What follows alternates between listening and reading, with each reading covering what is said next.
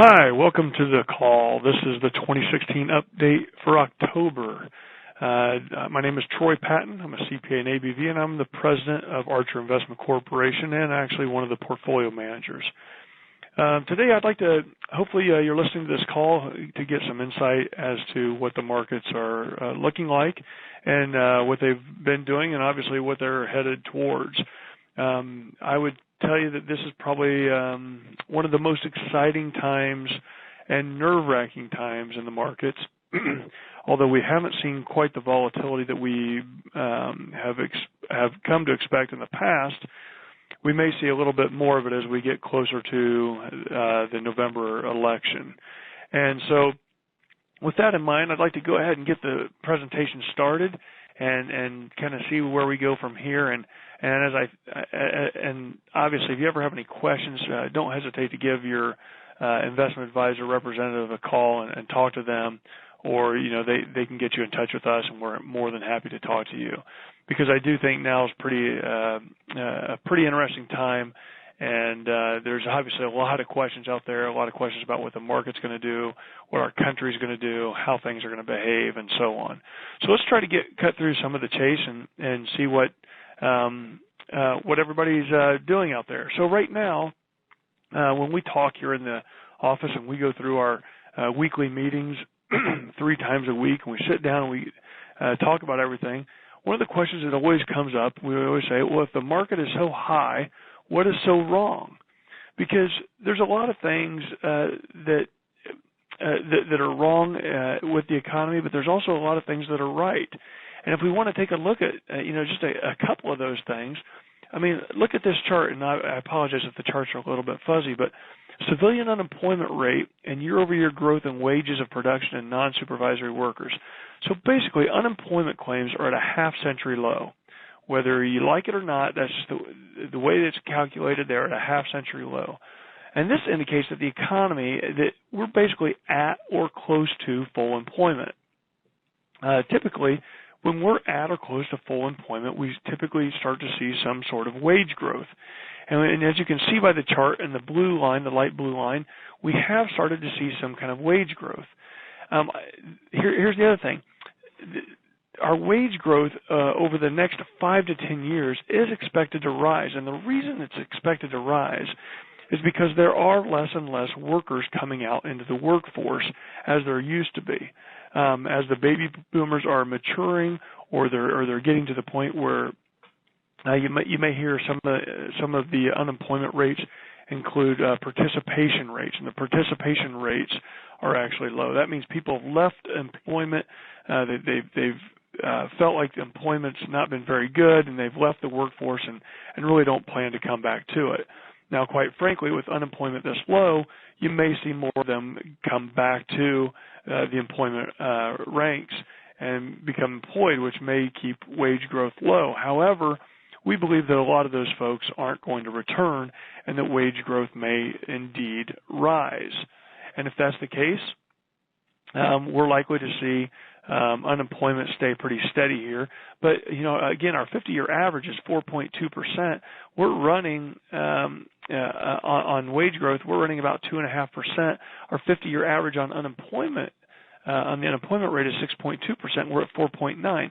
So I would have to think that these, as you can see, there is some kind of correlation between wage growth and unemployment growth. And I really believe that, albeit from the 70s, with the heavy inflation, that we should see some sort of wage growth, or at least catch up a couple percent to close to touching that unemployment line.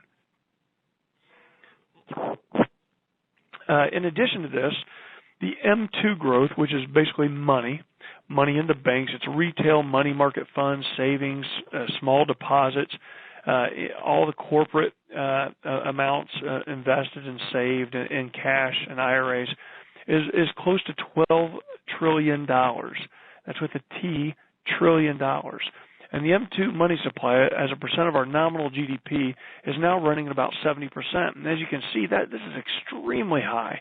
And it's actually it's up 8.5% year over year, which is up 5% from the previous year. Any kind of GDP model or any kind of model showing this kind of M2 increase typically shows inflation and GDP picking up over the next 6, 12, 18, 24 months. With that being said, I would actually encourage, or that's probably a little bit of an encouraging sign, because we do want to see inflation pick up a little bit, because we've actually seen some signs of deflation, albeit not necessarily in certain goods. Maybe, for instance, like a big TV, a 50-inch TV may have been $1,000 before, and gosh, you can get them for $400 now at Costco.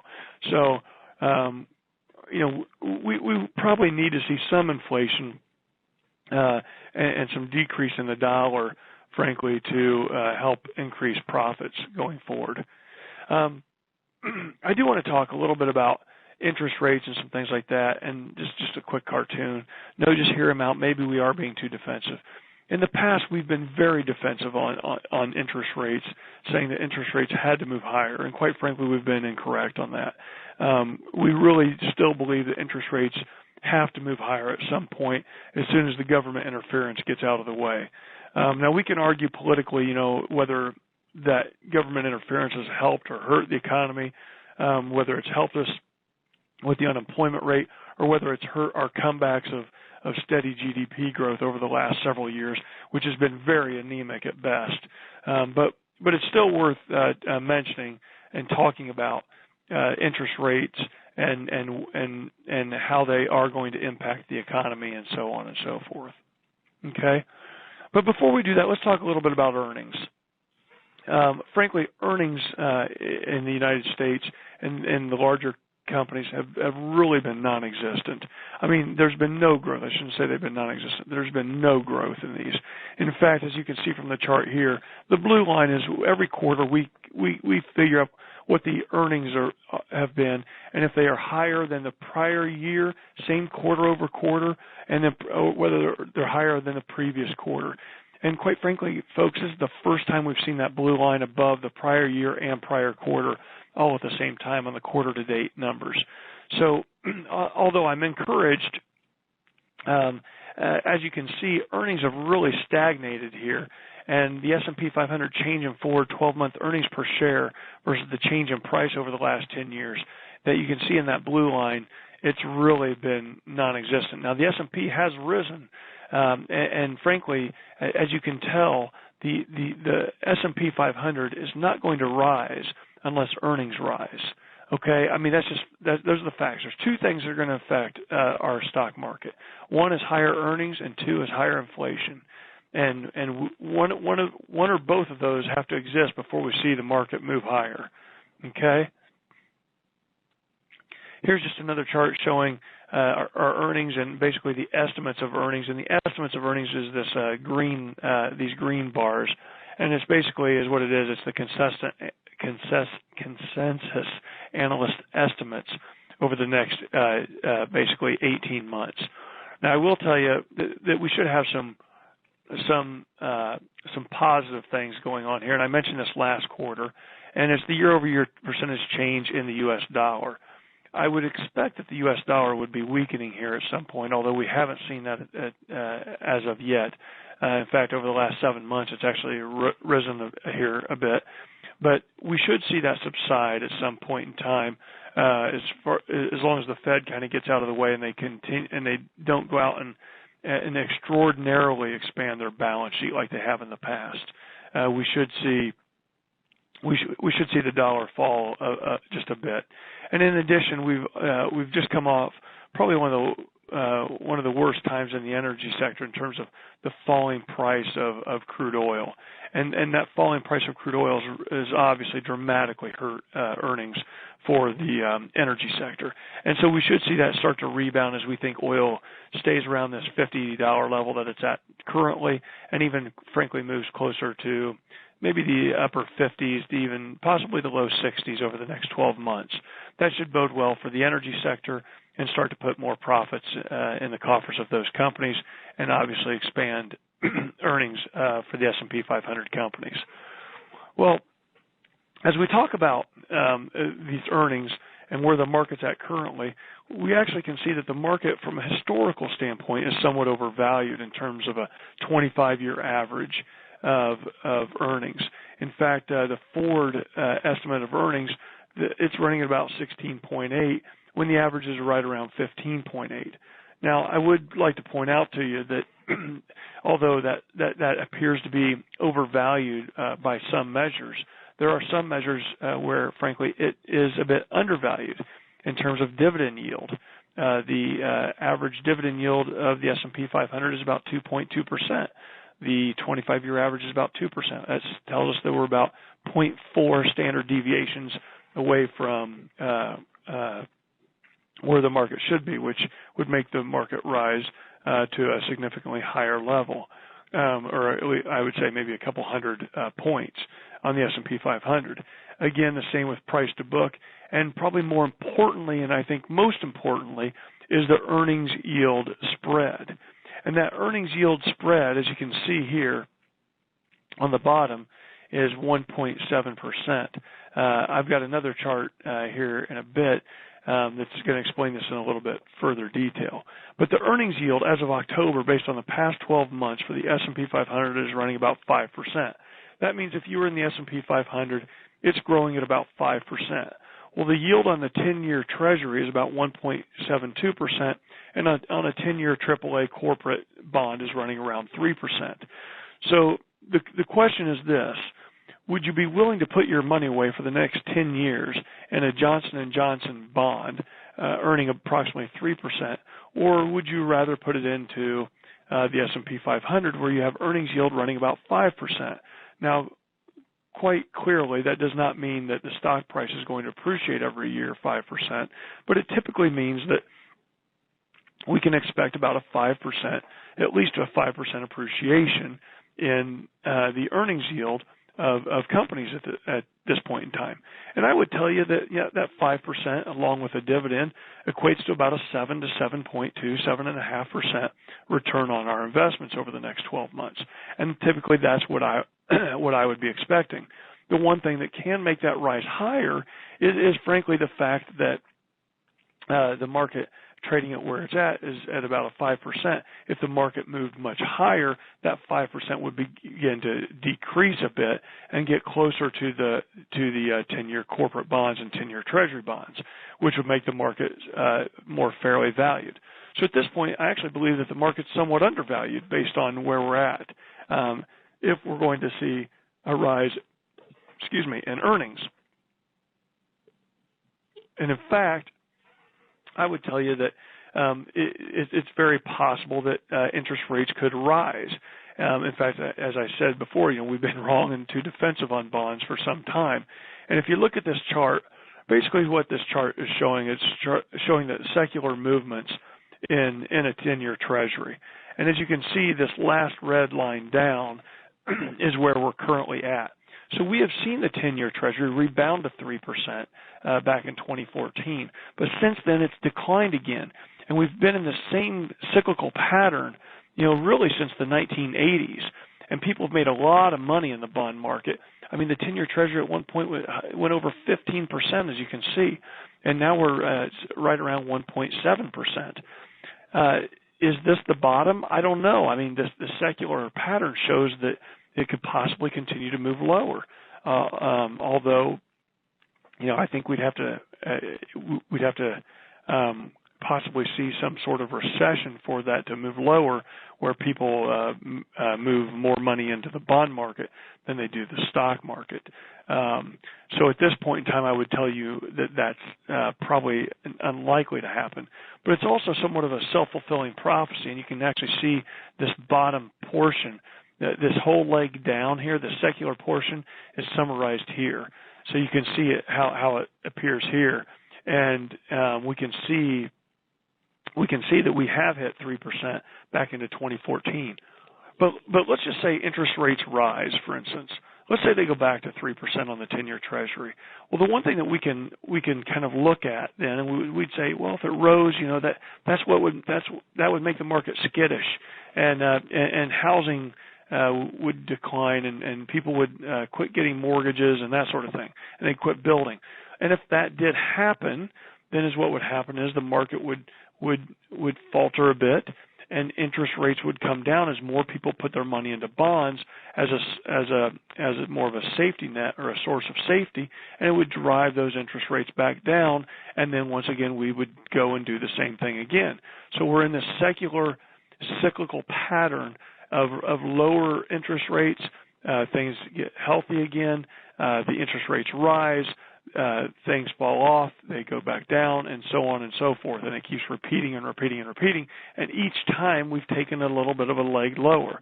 Now currently we're at 1.7%, and I would tell you that we have not hit down to that 1.36% level again, although we have nearly bounced off of it here over the last month or so.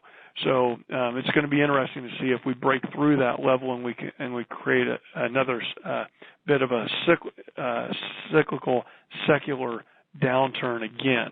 That's I guess pretty difficult to say. So that's kind of where we're at when we look at the earnings yield of the S&P 500 as well as it's compared to the 10-year Treasury and the 10-year corporate bond. Now, when we equate this back to the earnings, as you can see here, the green and red, I'd much rather see more St. Patrick's Day colors than Christmas colors, because St. Patrick's Day colors means that it's basically the percentage of S&P 500 companies with positive and outlooks for their companies. And as you can see, the financial industry, the big banks, everybody's pretty positive.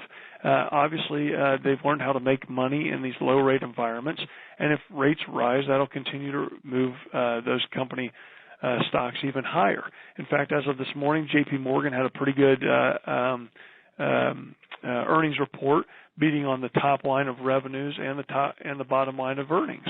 So we may see that continue to move forward. However, it looks like a lot of companies where utilities, for instance, and telecom services have all gotten much more negative.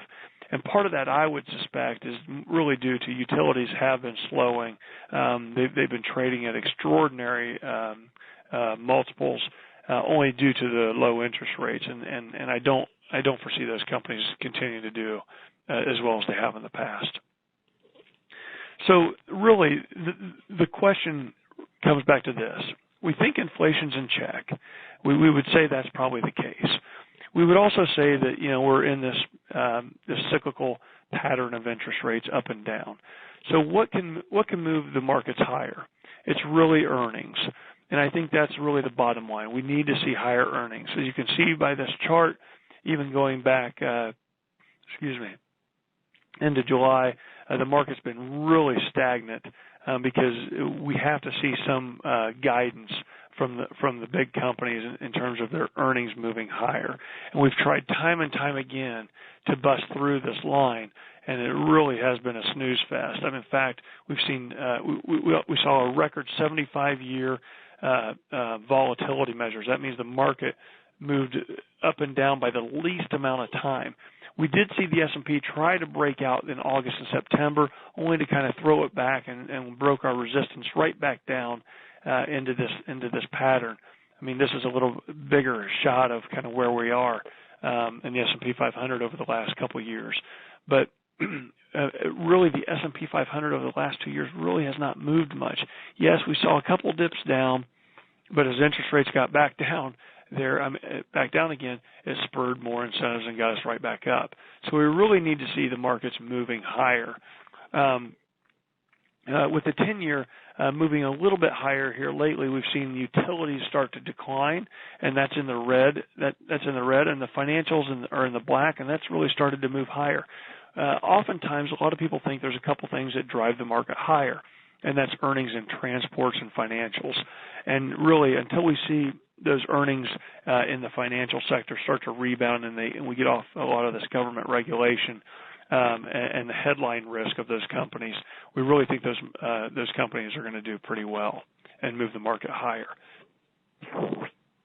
We say this because really the market, I would say the market statistics and the market internals and the vitals of the market are doing quite well. In fact, we've had new all-time highs in the advanced decline line, and that means the volume of advancing shares is much higher than the volume than the number of shares with lower volumes and declining shares.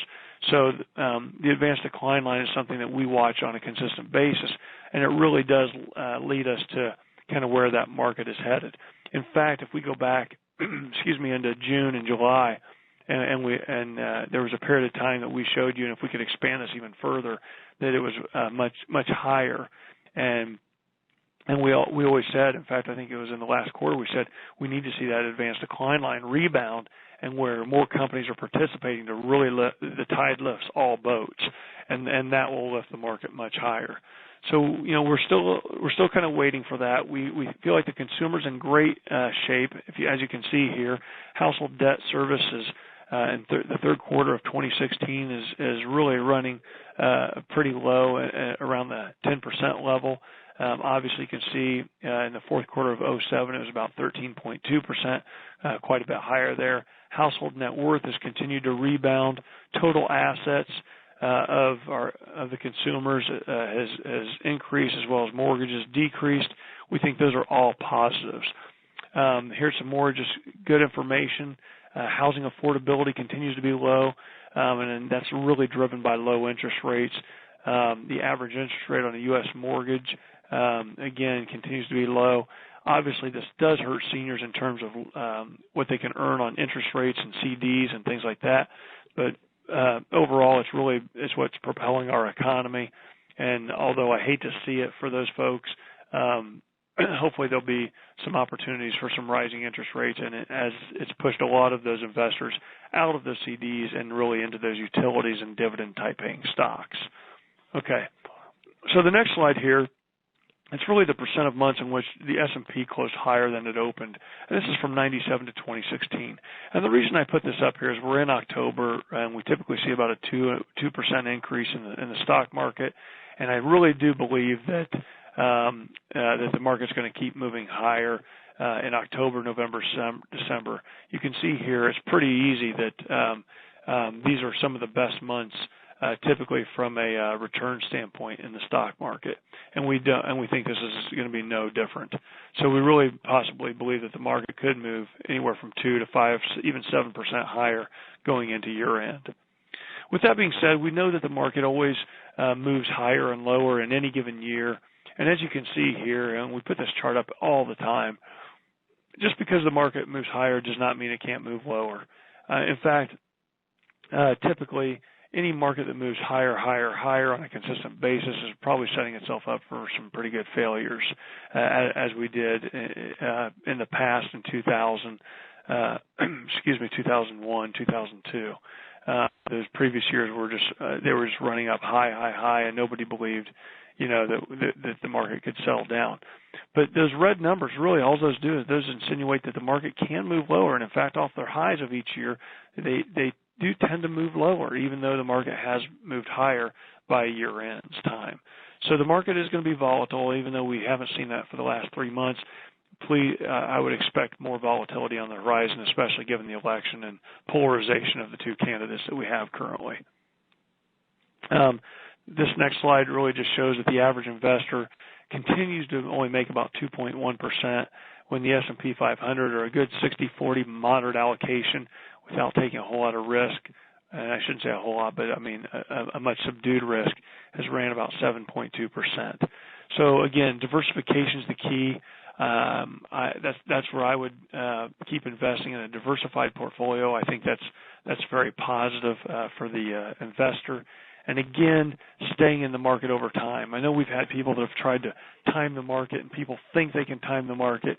I'm here to tell you it doesn't work. I mean, if somebody had a market timing mechanism that was foolproof, everybody'd be doing it, and everybody'd be making the money on that. So it really doesn't happen. The key is the United States, as we've said, they're undefeated in comebacks, and the market, we believe, will continue to move higher, although we need to see our earnings support that higher move. Okay, the market's going to get a little bit more volatile. We know that. Again, I always put this slide up here because I do think it's I do think it's always a good time to invest if you're investing for the long term. And if you are investing in the long term, I do feel that that's important. The long term really should be over a 5-year period or longer. And if you have a long-term horizon, as long as your goals do not change from that, I think the market's a great place to invest. If you do have cash needs over the next year, I'd probably be hesitant as well, and quite frankly, I'd be keeping my money into a fairly liquid ETF bond fund or something like that. With that being said, I appreciate everybody's time, and if you do have any questions, again, do not hesitate to give us a call or call your investment advisor representative. Thank you very much for attending, and we appreciate everybody being on the call today. And if you ever have, any questions, don't hesitate to ask. We always appreciate referrals, and I know your investment advisor representative that you work with, that they appreciate them as well. Thank you.